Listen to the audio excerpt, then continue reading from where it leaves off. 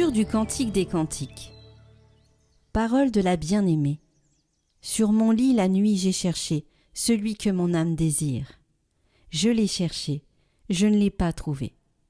Oui, je me lèverai, je tournerai dans la ville, par les rues et les places, je chercherai celui que mon âme désire. Je l'ai cherché, je ne l'ai pas trouvé. Ils m'ont trouvé, les gardes, eux qui tournent dans la ville. Celui que mon âme désire, l'auriez-vous vu? À peine les avais-je dépassés, j'ai trouvé celui que mon âme désire. Je l'ai saisi et ne le lâcherai pas.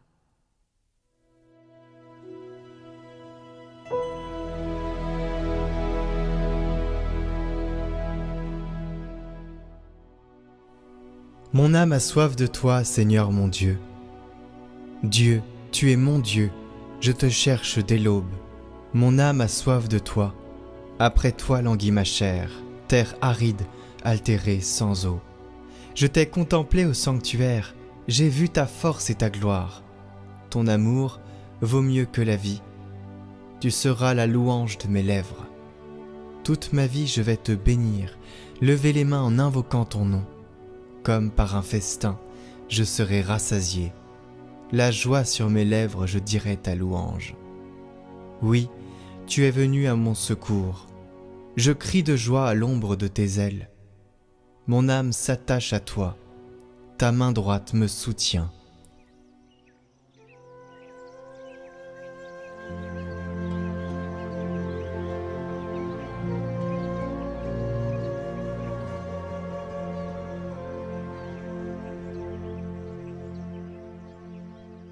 Évangile de Jésus-Christ selon saint Jean. Le premier jour de la semaine, Marie-Madeleine se rend au tombeau de grand matin. C'était encore les ténèbres. Elle s'aperçoit que la pierre a été enlevée du tombeau. Elle se tenait près du tombeau, au dehors, tout en pleurs. Et en pleurant, elle se pencha vers le tombeau. Elle aperçoit deux anges vêtus de blanc, assis l'un à la tête et l'autre aux pieds, à l'endroit où avait reposé le corps de Jésus. Ils lui demandent « Femme, pourquoi pleures-tu » Elle leur répond « On a enlevé mon Seigneur, et je ne sais pas où on l'a déposé. » Ayant dit cela, elle se retourna. Elle aperçoit Jésus qui se tenait là, mais elle ne savait pas que c'était Jésus. Jésus lui dit « Femme, pourquoi pleures-tu?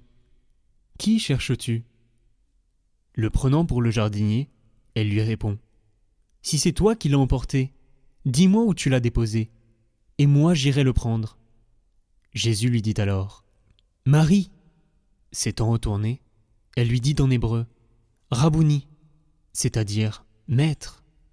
Jésus reprend « Ne me retiens pas, car je ne suis pas encore monté vers le Père. Va trouver mes frères pour leur dire que je monte vers mon Père et votre Père, vers mon Dieu et votre Dieu. » Marie-Madeleine s'en va donc annoncer aux disciples « J'ai vu le Seigneur !» Et elle raconta ce qu'il lui avait dit.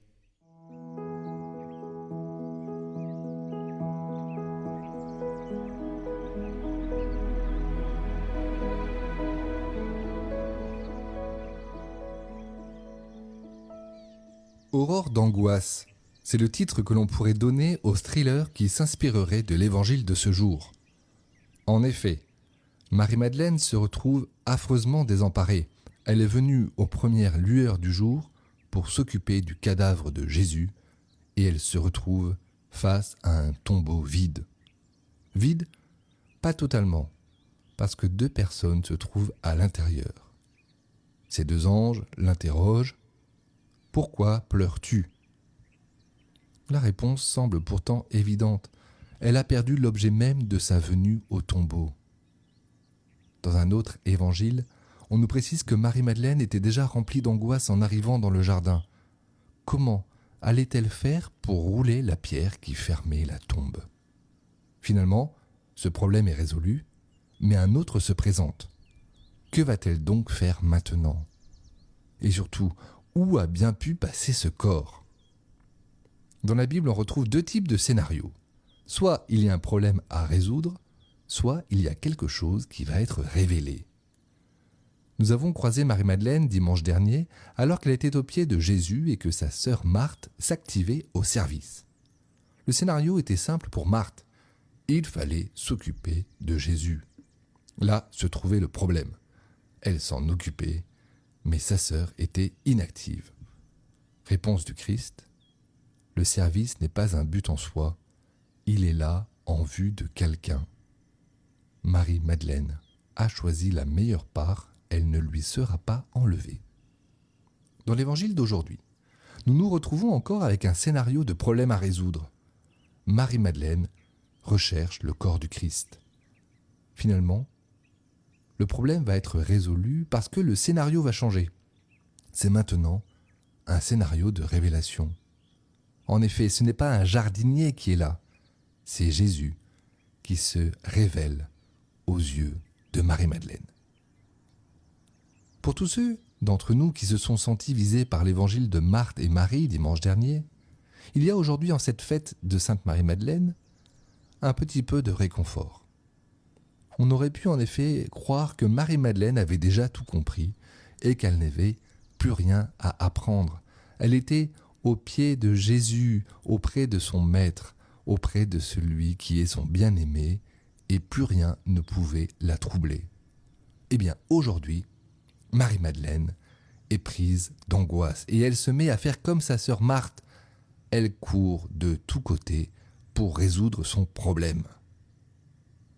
Ce que cet évangile nous apprend, c'est que dans notre vie spirituelle, nous pouvons avoir de magnifiques moments de tranquillité et de repos en étant auprès du Seigneur. Mais il y aura d'autres moments où nous serons pris par cette angoisse. Jésus nous apprend encore cette leçon aujourd'hui. Lorsque nous courons de tous côtés, en pensant que Dieu nous a abandonnés, qu'il est parti, qu'il est absent, que nous avons perdu l'objet de notre amour, n'oublions pas qu'il est là, à côté de nous, et qu'il nous faut le reconnaître. Seigneur, lorsque nous traversons des difficultés et des angoisses, aide-nous à te rechercher là où nous oublions ta présence. Amen. Chers amis, il me semble intéressant d'ajouter quelques points sur les lectures du jour, en plus du commentaire du frère Dominique Benoît, et à la suite de ça, nous aurons une musique de méditation. Les textes du jour nous plongent dans le mystère d'un amour ardent, celui d'une âme en quête de son bien-aimé à travers le cantique des cantiques. C'est aussi aujourd'hui la fête de la première témoin du ressuscité, et l'Église nous invite à entrer aussi dans cette relation intime qu'a vécue avec le Christ d'une manière libre et brûlante Sainte Marie-Madeleine. Le Cantique des Cantiques n'est pas d'abord un poème romantique, c'est un cri mystique, une quête brûlante, celle de l'âme qui cherche son bien-aimé dans la nuit du monde. La bien-aimée du Christ, c'est l'Église. C'est chaque âme en état de désir vrai, celle qui ne se satisfait ni du sommeil, ni de la routine religieuse, mais qui se lève et qui interroge les gardes, qui ose déranger l'ordre. C'est l'Église, c'est chaque âme en état de désir vrai, celle qui ne se satisfait ni du sommeil, ni de la routine religieuse, mais qui se lève, qui interroge les gardes, qui ose déranger l'ordre des choses pour chercher celui que son cœur aime. L'amour ici n'est ni sentimental, ni érotique. Il est existentiel, absolu, spirituel. Il s'agit d'une union plus forte que la chair, d'un amour plus vrai que tous les mots. C'est cette même tension amoureuse que chante le psaume « Mon âme a soif de toi », une soif plus grande que tous les appétits humains. Cette nuit de l'âme, que décrivent les mystiques comme Saint Jean de la Croix ou Saint Bernard, que nous avons aussi nous peut-être dans notre vie, c'est-à-dire un désert spirituel, un manque de signes, c'est le chemin de tout vrai croyant. Le désir purifie, le manque creuse, et c'est dans ce vide que Dieu se laisse enfin saisir. Marie-Madeleine, c'est l'icône parfaite de ce désir. Elle aussi court dans les ténèbres, pleure, cherche, non pas un cadavre, mais la trace du vivant. Elle est la première à voir le ressuscité, non parce qu'elle était plus pieuse, mais parce que son amour était plus libre, plus audacieux. C'est à elle que Jésus confie le premier envoi missionnaire de l'histoire chrétienne. Il ne s'agit pas ici d'un amour conjugal mal compris, comme le fantasment certains modernes. Le lien entre Jésus et Marie-Madeleine est d'un autre ordre. Il n'est pas fait de possession, mais de révélation. Il ne s'agit pas de chair, mais de lumière.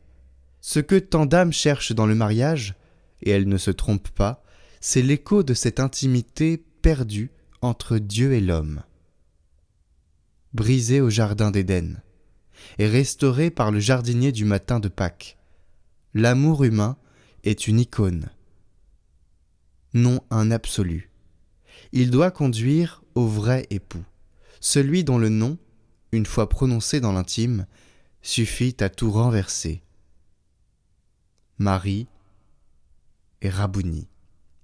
Mais alors, comment cherche-t-on l'être aimé ? C'est le jour où on peut se poser la question, notamment au vu des textes. Et dans la perspective biblique et chrétienne, cela a un autre aspect que dans l'esprit du monde. On ne le trouve pas en s'imposant, ni en se dispersant. On le trouve comme la bien-aimée du cantique, en se levant, en cherchant avec foi, en traversant la nuit. Les étapes sont claires. Premièrement, se réveiller à la soif intérieure. Deuxièmement, quitter la torpeur de l'égoïsme. Troisièmement, interroger les signes. Quatrièmement, ne pas lâcher quand on le trouve. Ce chemin, les saints l'ont tous parcouru. L'amour vrai, même humain, ne consiste pas à combler un manque affectif, mais à reconnaître dans l'autre un appel à la sainteté.